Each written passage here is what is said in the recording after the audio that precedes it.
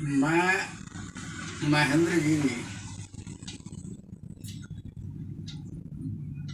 बिहार के बेला में ग्राम के रहने वाला हूँ और मेरा कार्य क्षेत्र आपका जन्म बेला मेघ में ही हुआ जो समस्तीपुर जिला में पड़ता है और बिहार के निवासी हूँ। मैं जमशेदपुर मेरा कार्य क्षेत्र रहा है और मैं अभी वर्तमान में रिटायर हूँ और ये अभी मैं आप लोगों के सामने सूरदास का पद के संबंध में मैं बताने जा रहा हूँ।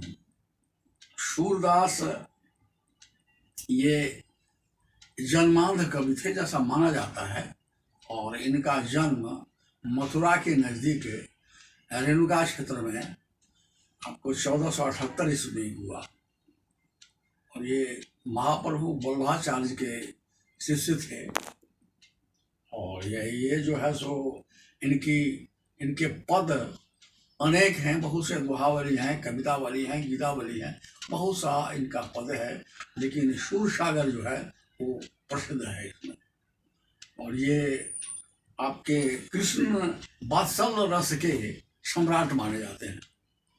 ये कृष्ण की लीलाओं का इन्होंने बड़ा ही सचित्र वर्णन किया है जो ये बड़ा आश्चर्य मेरा मालूम पड़ता है कि जन्मांध होने के नाते इनकी कौन सा नेत्र था जिस नेत्र के द्वारा इन्होंने इनका निदर्शन किया।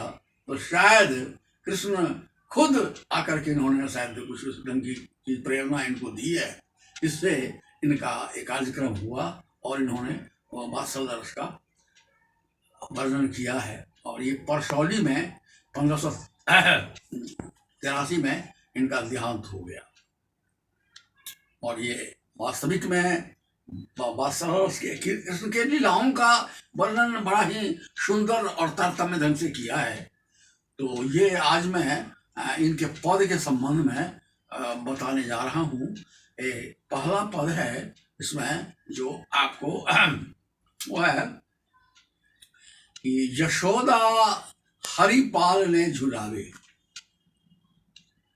यशोदा हरिपाल ने झुलावे, कभी हलरावे मलरावे, दुलराय मलरावे, जोई सोई कछुगावे।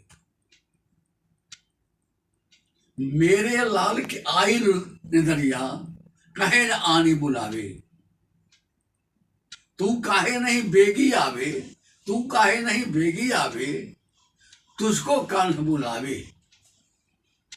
मेरे लाल को आई निदरिया काहे न आनी बुलावे, तू काहे नहीं बेगी आवे, तुझको कान्ह बुलावे, तू काहे नहीं बेगी आवे, तुझको कान्ह बुलावे। अब है कि अब कैसा कार्यक्रम हुआ है ये आने का है। अभी कबहू पलक हरी मूंद लेते हैं, कबहू पलक हरी मूंद लेते हैं, कबहू अधर फरकावे, कबहू पलक हरी मूंद लेते हैं, कबहू अधर फरकावे। सोबत जानी मौन हुए कह रही कड़ी कड़ी सहन बतावे, सोबत जानी मौन हुए कह रही कड़ी कड़ी सहन बतावे। यही अंतर अकुलाए उठे हरि, यही अंतर अकुलाए उठे हरि, यशोदा जसमती गावे। यही अंतर अकुलाए उठे हरि, यशोदा जसमती गावे। सूरदास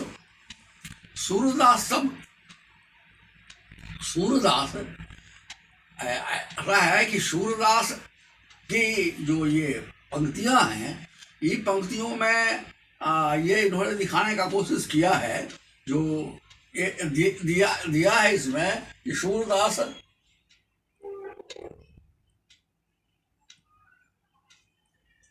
अब है उसमें कि अंतर अकुलाए उठे हरि, जसुमति मधुर गावे। यही अंतर और कुलाए उठे हरि जसमत मधुरै गावे।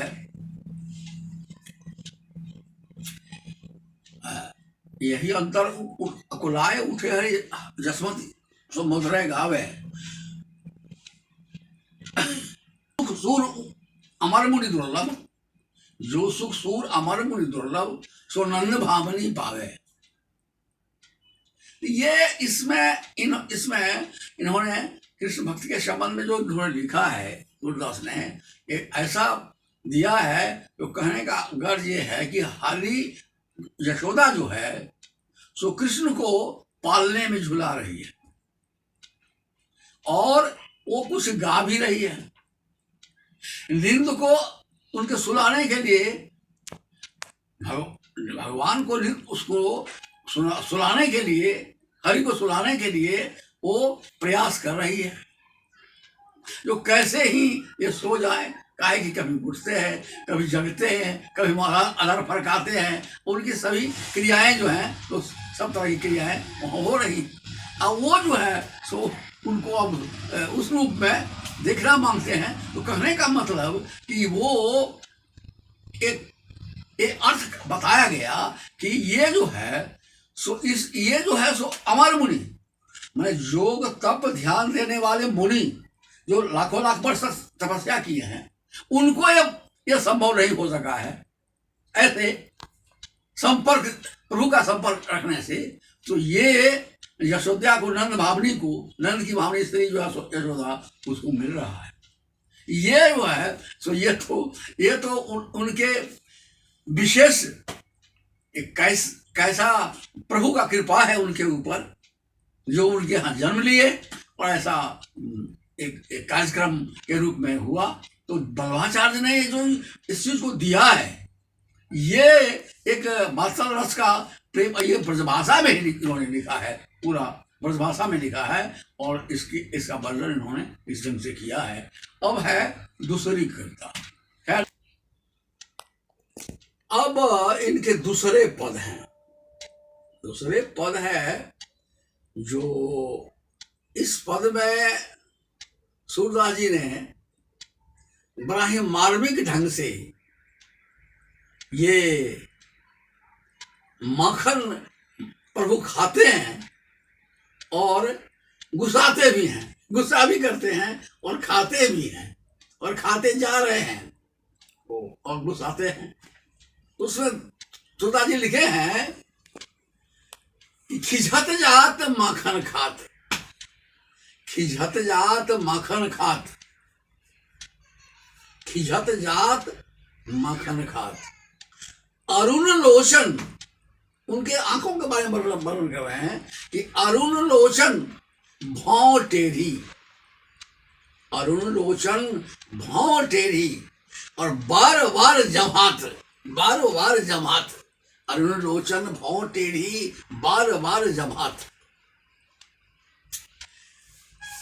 अरुण लोचन भौं टेढ़ी बार बार जमात, और वो जो है सो बार बार जमा रहे हैं। वो अरुण लोचन भौं टेढ़ी बार बार जमात, ये जमाना एक सब चीज है जो कर रहे हैं वो। अरुण लोचन भौं टेढ़ी बार बार जमात। कबहू घुटन, चल रहे हैं वो, चलते हैं तो कबहू रुनझुन, अब पजनिया पहने हुए हैं, कभी रुनझुन, अच्छा तो घुटन, धूल धूसर गात। अब उनका जो शरीर है वो धूल से भरा हुआ है, धूल लगा हुआ है उसमें, धूल धूसर गात। कबहू झुक के अलख खैंचत, कबहू झुक के अलख खैंचत, कबहू झुक के अलख खैंचत, बार बार धूल धूसर गात। अब उनका शरीर जो है वो अलख खींच रहे हैं, तो वो जो शरीर में है सो धूल गर्दा ये सब लगा हुआ है, धूल धूसर गात। तो ये है जो धूल धूसर गात। अब झुक के अलख खैंचत, धूल धूसर गात। अब ये है कि उसके बाद कबहू तुतली बोल बोलत, वो कभी तुतला बोल जो है, तो बच्चों को तुतला बोल बोलते हैं। कबहू तुतली बोल बोलत, कबहू बोलत, कबहू बोलत तात बोलते हैं, तात कबहू बोलत तात, कभी बोलते हैं तात, कभी तुतला बोल बोलते हैं। कबहू तुतली बोल बोलत, कबहू बोलत तात। हरि की निरखित शोभा, इस शोभा को यशोदा देखती है। हरि निरखित शोभा निर्विघ्नता यही मात, उसको माता जो यशोदा है उसको थोड़ा समय भी अपने से अलग करना नहीं चाहती है। सूरदास की निरखित शोभा निरखित यही मात, वो माता जो है तो छोड़ना नहीं चाहती हैं, थोड़ा सा भी उससे अलग होना नहीं चाहती है, वो आनंद ले रही है अपना। यही है, ये दूसरा पद है। अब मैं तीसरा पद के बारे में फिर बताने जा रहा हूं। दो पद मैंने वर्णन कर दिया है। तीसरा पद है, ये है आपका माँ यशोदा से कृष्ण बड़ा ही दूसरे अजीब ढंग से बोलते हैं, चांद को दिखा करके बोलते हैं, चांद की तरफ दिखा करके कि भैया मोरी चांद खिलौना लियो। दूसरी बात बोलते हैं कि धौरी सफेद गाय है, उसके बाद धौरी के पै पान न करी हो, बेनी सिर न गुथई हो, अब मोतिन माल में उड़ पर धरी हो, जुंगट कंठ न ली हो,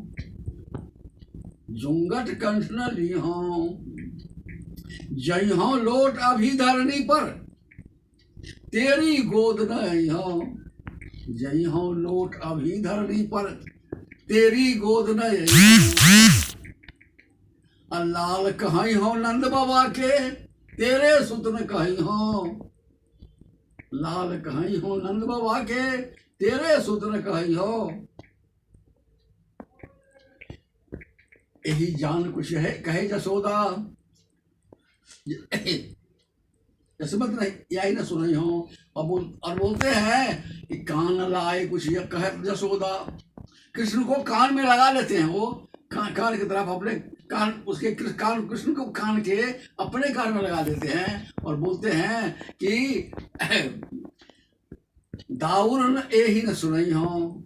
इन बातों को दाऊर को, बलदेव को मत सुनाना। चंदाते अति सुंदर तो ही नवल दुल्हिया ब्याहों।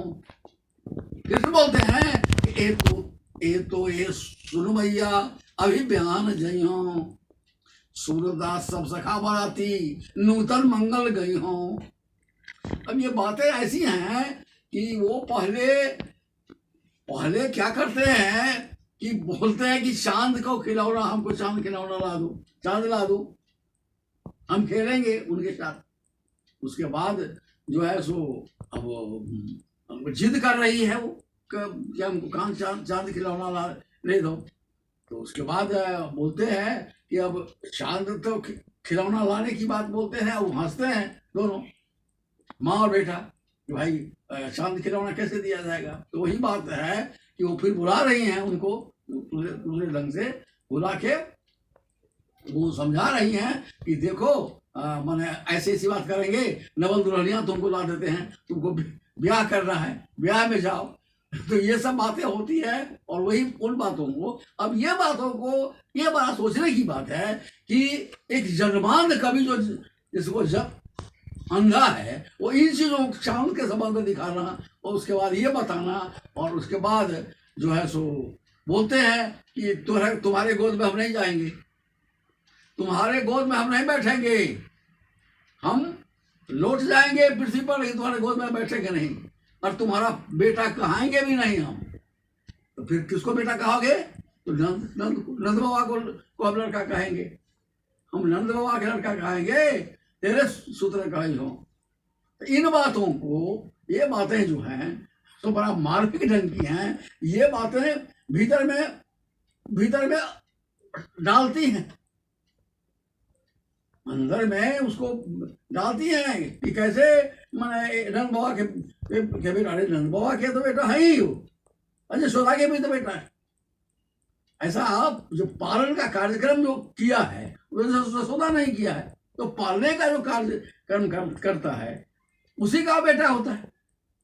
तो ये बात है, तो वही ऐसा ही है। तो वही तुलसीदास जी बोलते हैं कि ये तुमको फुसलाते हैं कि तुमको नया दुल्हनिया ला देंगे, अब शादी तुम करने जाओ। तो उसके लिए जो है तो सूरदास जी के सखा लोग हैं, गीत मंगल गा रहे हैं, आनंद ले रहे हैं। इन्हीं चीज़ों को इन्होंने दर्शाया है।